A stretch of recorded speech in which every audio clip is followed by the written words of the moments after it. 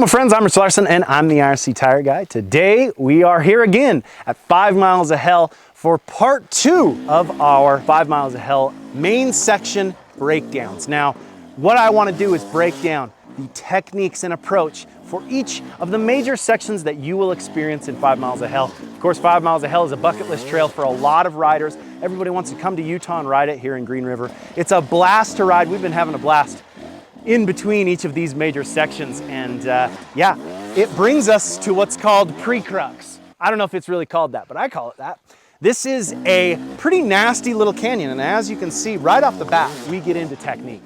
Now, the first thing we talk about is approach.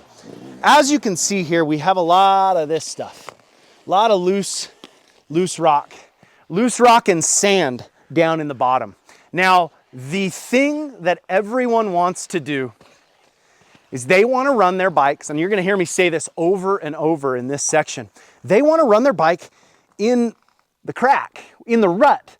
And honestly, a lot of times that's not the best approach. Staying above the ruts, out of the ruts, is a little bit better. You're able to hold better momentum, and also we have more stable ground. We have sand down in the bottom of these ruts. We have loose rock and pebbles like this that unsettle your front end down in the bottom of these ruts. Whereas on the high side, we don't. So what you're going to see me do is 2 ways to hit this first section. For me, regardless of whether you're an amateur or an expert, I wouldn't run the bike where everybody runs the bike. Often the main line is not the correct line because most people don't have those fundamental skills completely dialed and fundamental understandings of the trail. Now, what I am going to do is run it high. I'm going to run it out here. This way I'm staying out of those loose rocks, I'm staying out of the sand, and as you can see, we got a really bunch of loose, nasty stuff here. It's really, that's where that water runs. That's where everything kind of accumulates down in the bottom of these little trenches. So I'm gonna stay up out of it. Now, of course, this is a little off camber, but this sandstone is so grippy, so grippy. So I'm gonna run it towards this arrow, running it high the whole time. And then we come to the first part of this section. Now, again, down in the bottom here, there's kind of no way to not ride right here. Down in this bottom part, we've got a lot of sand. It's very hard to gain momentum in sand. That's why I'm running it high and I'm kind of almost using gravity to help me gain that momentum. Then I'm being smooth. I'm gonna get onto the power here, but I'm gonna kind of wait until we get into the stone. Now the major line, the more expert line, is going to be running it right up the middle. You can see here's the white paint right here, right up the middle, and that's essentially what I'm gonna do. And again, most guys think I'm gonna run it into the crack. I'm not. I'll run it close to the crack here, but then I'm gonna run straight to this little, I don't know, knob, right? We're trying to get it right up on top here and hold traction through this main section.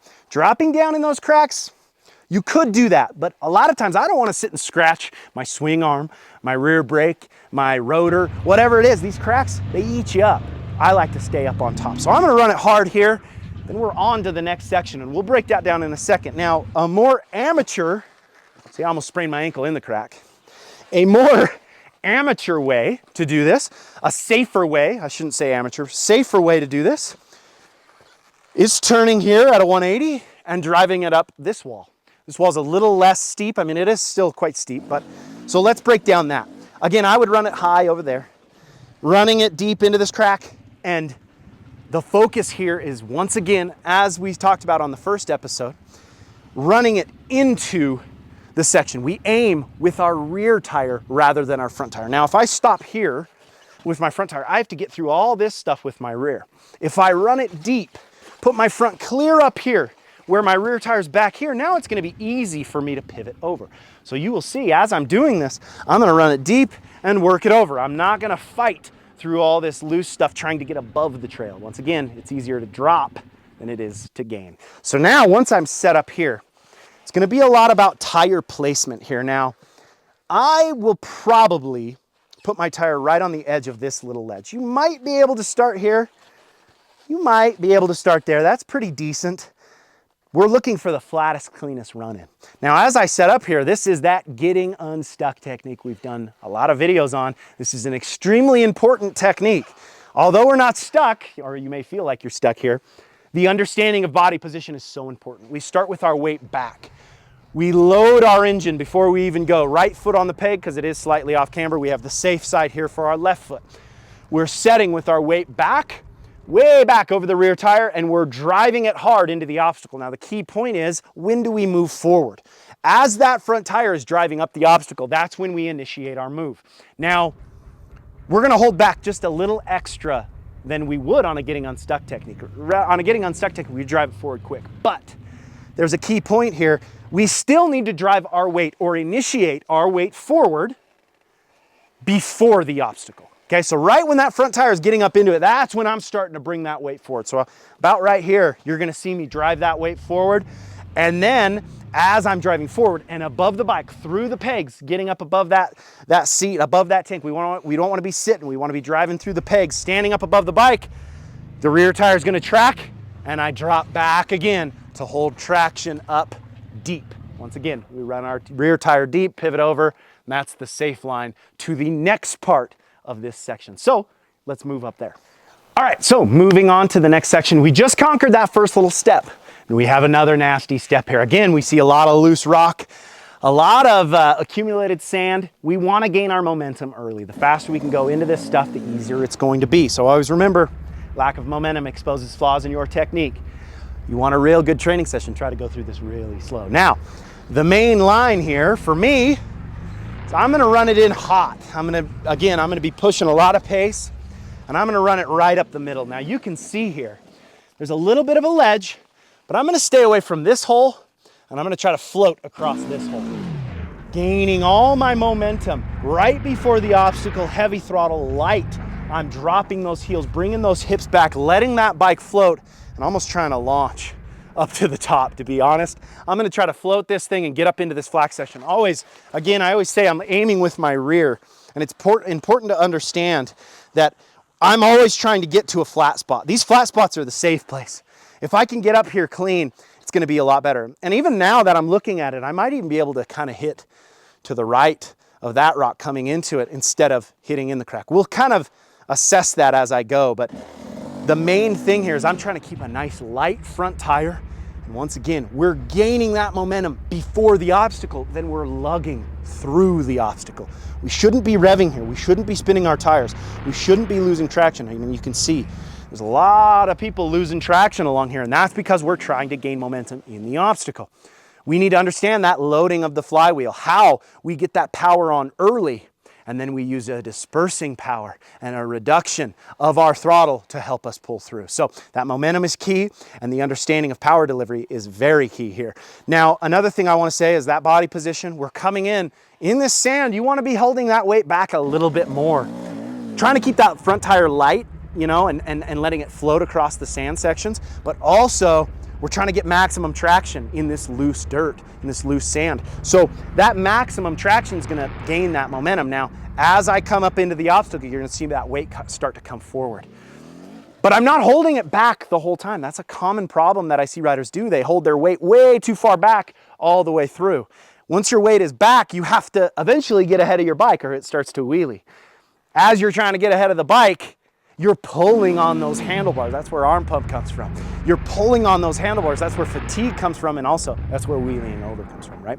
So we're holding our weight back into the obstacle, then we move that weight forward, more over the center of the machine in relation to what the machine is riding. Now this is the nasty line. Pretty gnar. I'm gonna hit that. That'll be a good one. Hopefully no dabber. Now through here, you'll see we have a few options. Now, right back to the same thing I keep talking about. Riders tend to fall into these crevices or the ruts where everyone goes. And you can see here, this is a main line. Now, this is pretty skinny. You can see it's gonna be really hard for my peg to fit through. In fact, you can see scratches. People trying to fit their bike through this tiny gap because for some reason it just seems like it's going to be easier to run it up the crack. Truthfully, in my opinion, it's not. And also, I'm trying not to scratch my brand new bike. I'm trying to keep that thing fresh. So I don't want to be scratching the heck out of it right away. I'm trying to wheelie through this stuff and scratch my swing arm, bend my rotor, bend my whatever it's called, sprocket. I don't know what I'm talking about. So what I like to do is stay out of the cracks. Now, again, we run it deep. You're probably going to see me, you see there's a higher line here, but the same problem arises, and you can see there's scratches and nasty stuff all on these little crevices. I like to stay out of that. So what I'm going to do is I'm going to run it to here. My front tire, you're going to see probably come up onto this rock, probably plant my foot over in this region, pivot over, and once again, I'm going to go right up the middle here. And I'm going to use that getting unstuck technique. I'm going to pull that bike back, find momentum back here. You'll see my rear tire is going to be back here. It is a bit off camera, so I'm going to weight that right peg heavy. I'll probably start with my front tire right up on that obstacle. Starting with my weight back, you'll see that drive up onto the pegs, then I release the clutch. Boom, back again, hips back, holding traction. Second little ledge there, and next, in the next episode, we're gonna have the crux. So, this is a gnarly section. I wanna break it down for you guys live on the bike, and yeah, hopefully you can learn something, and I'm looking forward to seeing you guys out here at 5 miles of hell. All right, guys, we are going to do a breakdown of the more challenging line on this initial section. So, first thing you're gonna see on both lines is how I run a higher line. I'm staying out of that crevice where all those loose rocks are, where all the sand has accumulated. I'm gonna hit this first little sand section, then I'm gonna kind of cut up, low power, lugging through, holding a nice light front end. Then as I come up onto that side hill slab, I'm looking forward, I'm eyeing the center line, and I'm getting ready for a load. Now, I'm gonna load that flywheel coming in. You'll hear a little bit heavier of a rev. Then, as I come into the obstacle, I'm reducing throttle using the dispersing energy of the flywheel, loading the flywheel, dropping the clutch, and letting that bike pull me straight across the top of that center, like knob, in the middle of the technical section here. So again, this is the harder line. This is a good one. Notice how I'm trying to be very deliberate with all of my movements and all of my control on the bike. I'm gonna try to talk through, but it kind of happens real quick. So nice and slow, nice and smooth, eyes forward, balls of my feet, light front tire, lugging that bike, setting up. Yeah, boy, you heard that load, guys. Really light front tire, getting up on that power. You could hear that snap. Man, oh man, these betas, they run so good. I love that feeling of just getting that perfect snap and then tractable control over the top. That felt really good. Now, let's break down the easier section. All right, guys, now we are going to use the more main line, the easier line, the safer line. So, same approach. I prefer to stay out of the crevice. I'm gonna lug that thing. I'm gonna try to keep it light. Notice I'm not working very hard. I'm gonna try to keep that bike nice and flowy up through. Now, I'll be able to break this down piece by piece because it's a little slower. Light front tire, balls of my feet, smooth. Now, running it deep here. That's your key point, okay? I know I got long legs, but if you run it deep here, you have a little bit of a rock to stand on. Notice where I am. I'm not stopping down there. I want to get my front tire up so I can pivot and get ready for this section. So, I'm gonna start working the bike over. This is that clutch control. You hear how low the power was? You don't need to rev the heck out of these things to pivot turn. It's a light throttle. It's deliberate focus on smooth clutch control. Now, remember how I talked about this section? I said you might be able to go from here, and you probably can, but there's a key piece to what I don't like to do in technical situations, and that is start with my front tire up against a small obstacle. Now, can you see my front tire is pushed up against that very small ledge? We got about 4 inches of ledge. If your tire is pushed up against a ledge, it's going to spin, okay? So essentially think of it this way. It's going to grip a little bit, and as it comes off the ground, gravity now is pulling that back tire back down, and it's gonna spin. Even if it's that small of a ledge, it's going to be an issue. Now, sometimes you can pull it back, but if you pull it back again, you're gonna be starting in an even deeper crevice. So what we're gonna do is move that bike forward. As I said in my initial kind of walkthrough of this section, I wanna start on this ledge. So notice, I come forward, even there. Did you notice that? Even there, my rear tire slipped. Go back in the video and see. I lugged it forward and it still spun. Imagine if I was getting set up for the obstacle and that happened. It would kick me to the right, I wouldn't make it. So notice, it dropped me a little ways down, off. I like to be up higher. I don't want that rear tire sliding. You can see where I slid there. I want to start it right on the edge of this thing. Uh-oh. Right on the edge, just like that. Now, getting unstuck technique. We start with our weight back. I come up onto my peg with my left foot.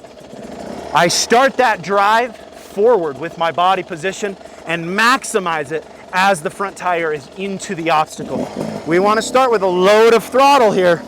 Hard press through that right peg because it is a little off camber. We don't want it sliding. We're back. Notice, up onto the pegs, drive my weight, release the clutch. Here we go.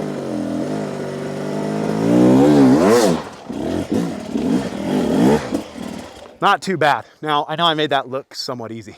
That's a challenging little step. And it's because I've repeated getting unstuck over and over and over and over. I obsess on this stuff, and I know it will work in these situations. So let's move on to the next session. Okay guys, we are going to break down the harder line in this second part of this section. Now this is the pre-crux. So a couple of these lines are really, really challenging, but the understanding that momentum is key is really should be the main understanding for your entire 5 miles of hell trip. Maintain your momentum. Try to get all the power before the obstacle. Maintain momentum and get the power before. That will create tractable control as we move through the obstacle. Now, this one is a unique one. It's more intimidating than anything, and you're gonna see here, as I come up through, there's kind of a white rock that's sitting there.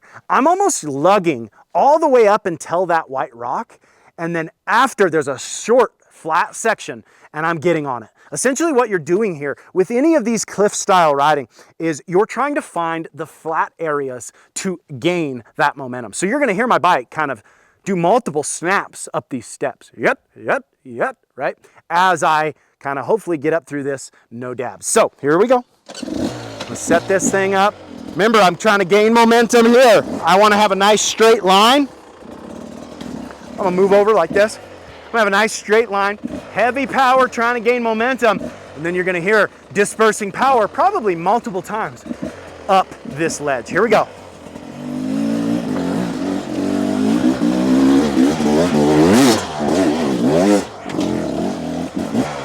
No dabs, boys and girls. Beautifully done. All right, guys, now we are going to break down the safer approach of this section. Now we have a couple pivots here. Each time we do a pivot, we want to focus on running the bike deep. Remember, aim with your rear tire. We're starting right here. You're gonna see, I'm gonna try to hold momentum and I have to kind of pivot up around this tree. So I'm gonna try to run my front tire deep and work it down as I work my way around the tree. I don't want to get too close. We don't want that bar hitting, right? So here we go, nice low throttle. I work it up, feet on the pegs, running it deep. Notice how I did that. I didn't cut so close to the tree. I ran it nice and wide, allowing that front tire to work over. That's that kind of trials floater skill. I mean, that was a very small version of it, but it's very helpful here. Now, what we're gonna do, as I said, we don't wanna get into this tight stuff. In fact, I'm gonna show you. Notice.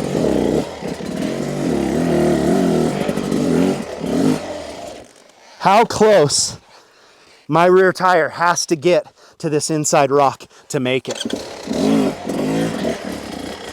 Okay, here we are. As you can see, my peg is hitting, my frame's about to hit. This makes it so much more challenging when you're up against an obstacle. Now, you can hear my bikes. I don't want to be rubbing my bike on what I'm doing. So, as I said, once again, we're gonna run it deep. I want to run my front tire up to that rock in front of me. Here, so notice here, I set up, I run it deep. Boom. Now I can step here and work that bike over. Again, if I didn't run my front tire all the way to the top of this rock, I'd be fighting with these rocks and my rear tire would be spinning, which you can see a lot of people have spun right there. There's a lot of burnt rubber. Now, we work it over. Change directions, move my outside foot to the up side of the hill, and I'm pulling the bike back. Now, you can see here, a little more running would help. I have a rock behind me. Sometimes you can maybe 3-point turn it. See how I did that? Boom. Got out of that way of that rock. Now I have a little bit more running, more momentum, easier to handle. Now, I'm set up. We're using that getting unstuck technique, right? Foot's off the brake, ball on my foot, hips are back over the rear fender. I'm holding a little bit of front brake, slipping the clutch into the obstacle. I stand up onto the pegs, I drive my weight forward, I release my clutch with a loaded engine. Here we go. Not bad. Now, I actually dabbed on that because I wasn't sure if it was gonna pull me or not, but it ended up pulling me great. Huge thing about this stuff is trusting in your tire's ability to pull me. If I would, I don't think I even needed a dab, and you can look back at the video. I was like that kind of unconscious, oh dang, dab, and I didn't even need to do it. Tires pulled easily. This stuff is very grippy. You have to understand proper form via balance, body position, and power delivery. That is key in these situations. Those fundamental skills, that's everything that I'm doing here. You should be out practicing your getting unstuck technique over and over and over before you come out and ride 5 miles of hell. Because I'll tell you what, you'll probably get stuck a few times on your first run. So I hope you guys enjoyed this pre-crux breakdown. This is a technical section. Next week, we're going to be breaking down the crux, the famous crux. I'm sure you guys have seen the video. This is probably the hardest section on 5 miles of hell. There's multiple ways to do it, and I'm going to break down each one. I hope you guys enjoyed this one. If you are enjoying the channel, make sure to like, comment, and subscribe, as well as follow us on Instagram at IRC Moto, my personal Instagram page, at RichLarson511. And until next time, keep shredding.